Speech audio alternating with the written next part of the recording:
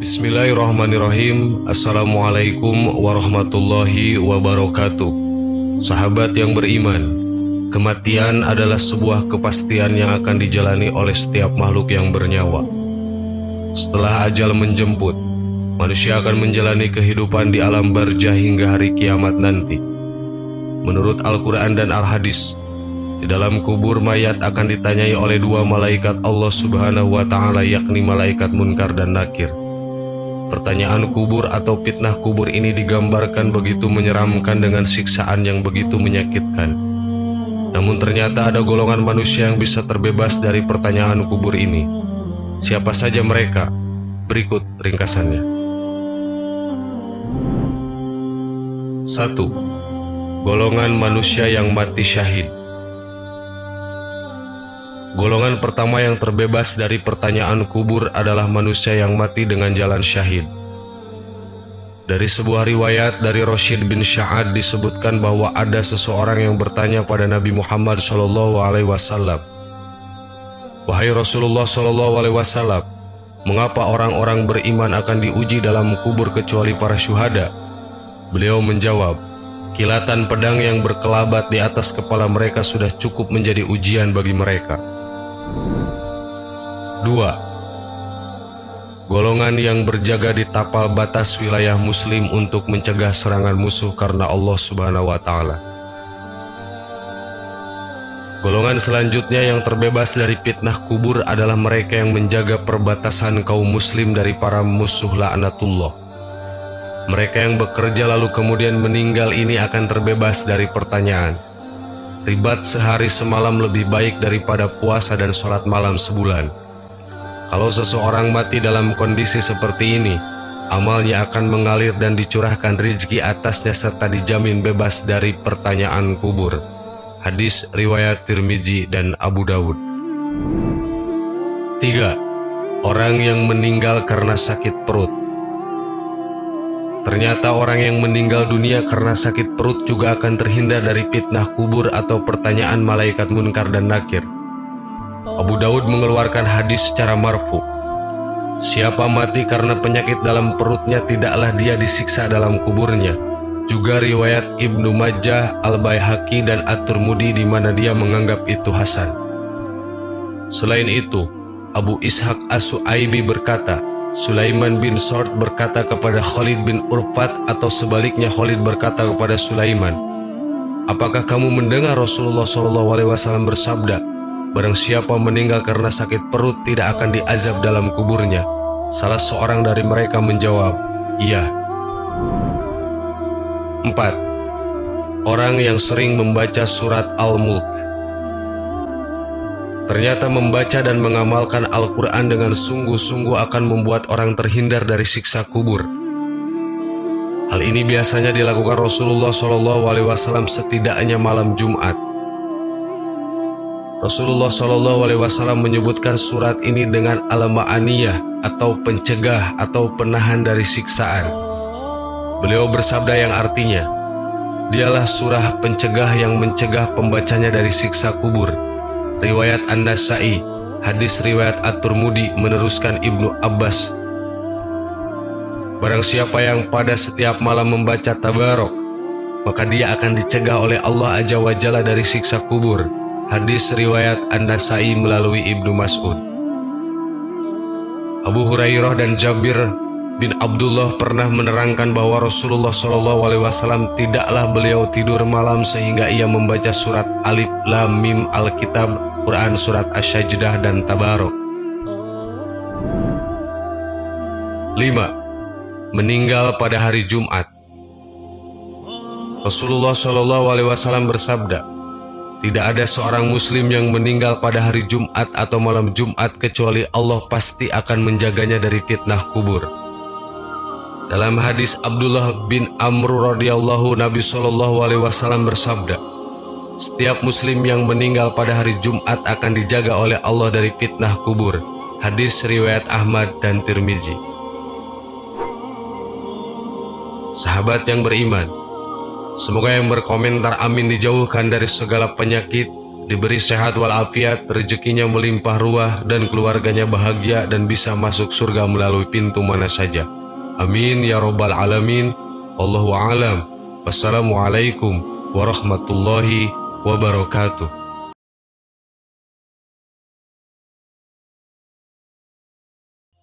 Bismillahirrahmanirrahim. Assalamualaikum warahmatullahi wabarakatuh. Sahabat yang beriman, tidak ada satupun yang mengetahui kecuali Allah, penghuni kubur mana yang mendapatkan rahmat dan mana yang mendapatkan siksa. Ada seorang yang dikenal alim dan ahli ibadah selama di dunia, namun mendapat siksa kubur karena urusan sepele. Ada juga yang terhindar dari siksa kubur karena membiarkan serangga meminum cairan di ujung penanya. Kebaikan atau kejahatan yang dianggap remeh di dunia bisa menjadi penentu nasib seseorang ketika di alam kubur dan alam akhirat. Semua tergantung ketentuan dan keridhaan Allah Subhanahu wa Ta'ala. Maka barang siapa mengerjakan kebaikan seberat zarah pun, niscaya akan melihat balasannya. Dan barang siapa yang mengerjakan kejahatan seberat zarah pun, niscaya dia akan melihat balasannya. Quran Surat Al-Jaljalah ayat 7-8. Alam kubur menjadi alam penghubung antara alam dunia dan alam akhirat. Mereka yang sudah meninggal dari dunia akan berada di alam ini hingga datangnya hari kiamat, hingga kemudian berpindah ke alam akhirat. Selama di alam kubur ini, manusia juga akan menerima ganjaran atas apa yang mereka perbuat selama di dunia. Kelak, setiap amal dan perbuatan manusia selama di dunia akan dipertanggungjawabkan.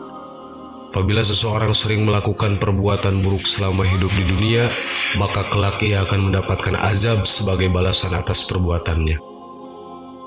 Bahkan balasan atas segala perbuatan manusia akan dimulai sejak berada di alam kubur.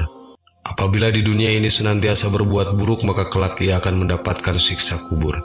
Sedangkan jika selama hidup di dunia ia selalu berbuat baik, maka ia kelak akan terhindar dari siksa kubur.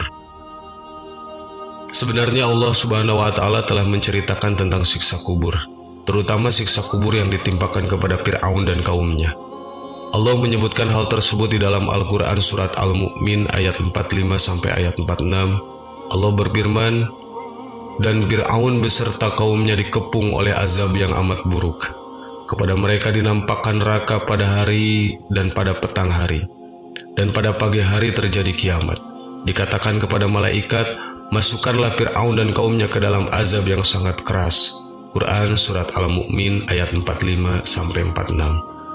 Oleh karena itulah Rasulullah SAW memerintahkan kepada umatnya untuk selalu berdoa kepada Allah agar senantiasa dilindungi dan terhindar dari siksa kubur. Sebagaimana Rasulullah SAW bersabda, "Mintalah perlindungan kepada Allah dari siksa kubur, sebab siksa kubur adalah hal yang benar." Hadis riwayat At-Tabrani. Lalu apa saja yang bisa dilakukan oleh umat Islam agar dapat terhindar dari siksa kubur yang amat pedih dan mengerikan? Hal yang pertama yang dapat dilakukan adalah dengan memanjatkan doa kepada Allah agar dihindarkan dari siksa kubur. Rasulullah SAW bersabda, "Jikalau salah seorang di antara kalian selesai tasyahud akhir selamat salam, mintalah perlindungan kepada Allah dari 4 hal. 1. Siksa neraka jahanam. 2. Siksa kubur. 3. Penyimpangan ketika hidup dan mati. 4. Kejelekan Al-Masih Ad-Dajjal." Hadis riwayat Muslim. Doa yang disarankan oleh Rasulullah SAW untuk dibaca sebagai doa pelindung siksa kubur adalah doa berikut ini. "Allahumma inni a'udzubika min azabil qabri wa min azabin nar wa min fitnatil mahya wal mamati wa min fitnatil masyihid dajjal." Yang mana doa tersebut memiliki arti, "Ya Allah, aku meminta perlindungan kepadamu dari siksa kubur, siksa neraka, penyimpangan ketika hidup dan mati, dan kejelekan Al-Masih Ad-Dajjal." Hadis riwayat Muslim. Kemudian hal yang kedua yang dapat melindungi seseorang dari siksa kubur adalah membaca Al-Quran Surat Al-Mulk. Sebagaimana disebutkan dalam sebuah hadis dari Abdullah bin Mas'ud, ia berkata, "Barang siapa membaca Tabarakalladzi biyadihil mulk, Surat Al-Mulk setiap malam, maka Allah akan menghalanginya dari siksa kubur." Kami di masa Rasulullah SAW menamakan surat tersebut Al-Ma'niyah, penghalang dari siksa kubur.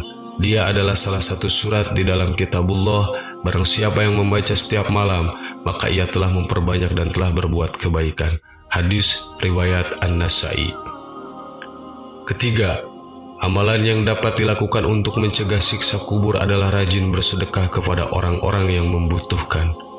Sesungguhnya sedekah itu akan mengurangi kepanasan siksa kubur dari yang selalu memberikan sedekah, dan bahwa sesungguhnya seorang mukmin itu akan dapat bernaung di bawah naungan sedekahnya di hari kiamat. Hadis riwayat At-Tabrani. Selanjutnya, cara keempat adalah dengan berwasiat agar tidak ditangisi secara berlebihan oleh pihak keluarga dan kerabat atas kematiannya. Dalam sebuah hadis disebutkan, seseorang yang mati itu akan disiksa dalam kuburnya karena ia ditangisi sewaktu kematiannya.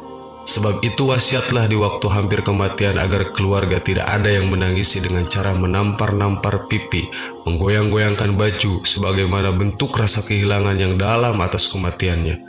Akan tetapi, tidaklah mengapa kalau menangis biasa saja. Hadis riwayat Bukhari Muslim. Itulah 4 hal yang sebenarnya dapat melindungi seseorang dari pedihnya azab dan siksa kubur yang begitu mengerikan. Keempat hal tersebut adalah dengan membaca doa yang dianjurkan Rasulullah, membaca surat Al-Mulk, memperbanyak sedekah, dan berwasiat agar tidak ditangisi secara berlebihan saat meninggal dunia. Demikian, semoga sahabat yang beriman dapat terhindar dari siksa kubur. Allahu a'lam. Assalamualaikum warahmatullahi wabarakatuh.